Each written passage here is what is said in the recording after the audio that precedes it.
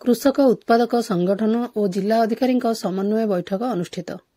उपनिर्देशक उद्यान विभाग बौद्ध सम्मिलनी कक्ष जिलार समस्त अग्रणी कृषक उत्पादक संगठनर निर्देशक और मुख्य कार्यनिर्वाही अधिकारी तथा जिलार समस्त अधिकारी एक मिलित समन्वय बैठक कृषि विज्ञान केन्द्रर वैज्ञानिक डॉ तपन दास अध्यक्षतार अनुष्ठित हो जाइछि।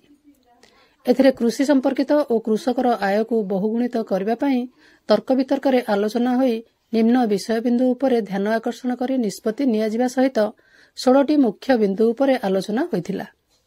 तेणु जिला स्तरीय सरकारी कर्मचारी सरकार योजना को क्रियान्वयन करने आलोचना हैला और मत प्रकाश पाइला परे समाजसेवी तथा जड़े अग्रणी चाषी श्रीजुक्त राजकिशोर अग्रवाल द्वारा शेष में समस्ते शपथ पाठ कले।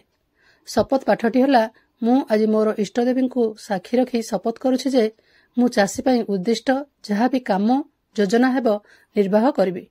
मो द्वारा जहाँ भी कार्य संपादन हेब मु करिबि, सफल कराइबा पई प्रयास करिबि। चाषी को सरकार सीधासलख योजन अंतर्भुक्त करने हैराण किंबा उत्कोच नेबि नाही। चाषी को सफलतार पहुंचाइबा जदि तदारखर आवश्यक पड़े ताहा बिना द्विधारे ज्ञान और कौशल सह सहयोग करिबि।